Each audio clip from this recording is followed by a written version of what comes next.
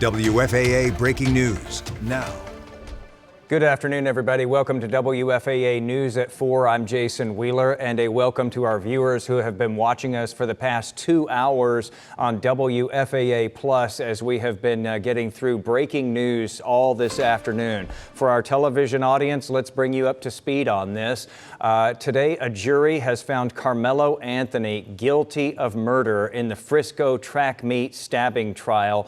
That verdict, the jury came to that decision just before 2 o'clock this afternoon and delivered that verdict in court a little bit after that. Right now, the case is in the sentencing phase. That part began immediately after the jury delivered its verdict this afternoon. You're looking at a live picture from our chopper at this hour, which is there at the courthouse in McKinney where this trial has taken place. We have seen some folks gathering there from both sides of this, crowds of onlookers gathering every day of this trial, people lining up early in the morning trying to get one of the coveted seats inside the courtroom. Here's a ground shot of part of the crowd that we're still seeing this afternoon. This trial has gone on for a week now. Some of the folks who have been coming are from out of town. Some are high schoolers. All of them, though, proof of the far-reaching interest in this case and the emotional impact that this case has had. In April of 2025, Karmelo Anthony, who was then a student at Frisco Centennial High School, was arrested and charged for the stabbing death of Austin Metcalf at a high school track meet at Kirkendall Stadium there in Frisco. Metcalf was a student at Frisco Memorial. Anthony was charged with murder by the Collin County District Attorney. Prosecutors had the burden of showing that he meant to, that he knew he was causing the death of Austin Metcalf following that stabbing at the track meet after there was a confrontation under the Memorial High School tent where Anthony had been sitting. He was being asked to leave since that was a rival school's tent. He produced a knife out of his bag and stabbed Austin Metcalf in the chest. During a 7-day trial, the state said that he knew what he was doing, that he intended to murder Austin Metcalf. The defense, however, arguing that Anthony was just acting in self-defense, that he was protecting himself that day. Anthony was 17 years old at the time, which is considered an adult under Texas law. However, this case does not qualify to be charged as a capital murder because of the circumstances of the case. So the death penalty and life in prison without parole were not possibilities here. Now, we have the verdict in. That is guilty. We just learned that a little while ago from the jury in this case. Now we are in the sentencing phase. It moved on, as I said, immediately to that point of the case.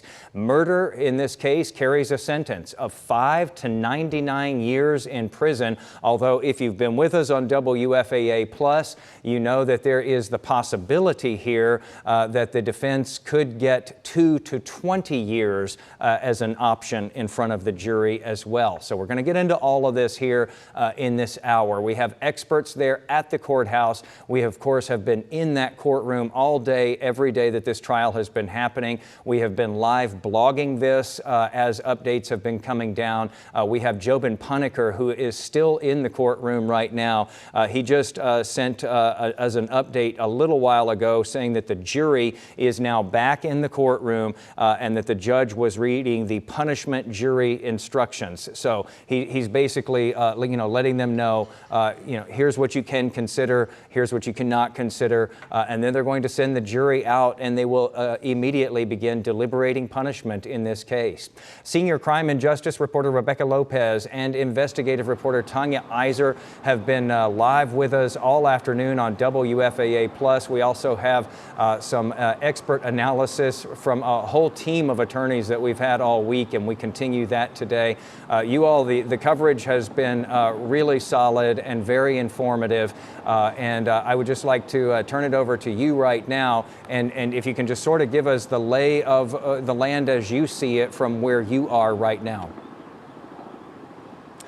Well, Jason, the day began with closing arguments, as you said, in the guilt-innocence phase, and then the jury got this case at around 11 o'clock, and then In less than 2 hours, this jury was back. Surprising many people, a lot of our legal experts that have been with us, that have been inside the courtroom, thought that the deliberations would last longer. Bill Wertzke is a very seasoned prosecutor. He prosecuted this case. Many people felt like he just did a really, really good job on the other side. You had the defense, who has been trying to keep Karmelo Anthony out of jails. The jury began deliberating, and they came back with that very quick guilty verdict, and now we are in the punishment phase. We only heard from one witness in the punishment phase. Both sides waived their decision to actually give any kind of opening statements, and so they basically, the defense started right away with the prosecution calling no witnesses at all. Only Karmelo Anthony's mother took the stand to ask this jury to give her son mercy, that he was remorseful. Our legal analyst, Keith Harris, has been inside the courtroom today. Give us an idea of the atmosphere of what it was like in there. You know, very orderly, because Judge Roach runs a tight ship, so people knew exactly what was expected of them. You know, so people were sitting there listening to everything. You could just tell just the tension in there from a standpoint. You have two families that really have a lot on the line and everything. And so you kind of see the Metcalf family on one side, the Anthony family on the other side. Both families very emotional. After the verdict was read, relief, I think, by the Metcalf family, obviously disappointment by the Anthony family.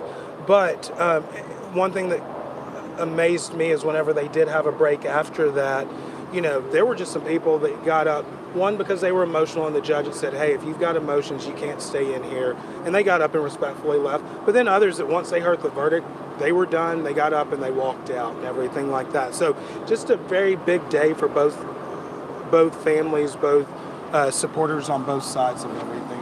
And obviously, Jason, there has been a lot of emotion out here. We have been showing video of how the crowd reacted. Tanya, talk a little bit about what we were seeing out here at times when it came to this crowd and the reaction, the moment that they started looking at their cell phones and seeing that verdict come across. Well, you're right, Rebecca. I mean, we had gotten word maybe 30 or 45 seconds before, and you could audibly hear the moment that people behind us were hearing that verdict, because we saw people just go to the ground, tears and upset, and suddenly that crowd was beginning to grow. People were beginning to get upset. It was at one point the crowd moved over behind us, and it was very tense. Now it seems to, at this point, have really settled down. We saw additional Collin County Sheriff's deputies come up, and we talked about this earlier, that Collin County Sheriff's Department has, the deputies out here have shown enormous restraint in how they've handled these crowds, and I think that's kept the tensions and things from actually occurring. Absolutely. We actually right now are seeing a DPS trooper. So they have some of their partners that are coming in to help, and they've done a very good job at de-escalating this.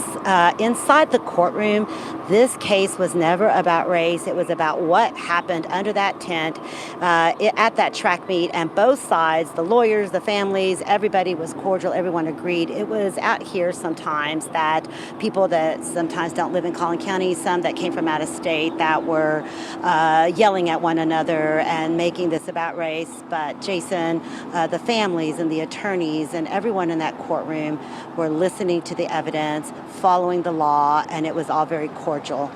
Jason, that is basically what is happening out here. We're going to toss it back to you. Yeah, so much still for us to get to in this hour. We're going to fit in a quick break right here. Just to keep you updated, though, we just got a message from inside the courtroom that says closing arguments are underway now in the punishment phase of this trial. Each side gets 20 minutes for that. As we're still awaiting that portion of this trial, you can keep track of what's happening in the courtroom through this live blog that I keep referring to. We have a whole team dedicated to sharing the updates hour by hour, so you're not missing anything. You can find the article at WFAA.com.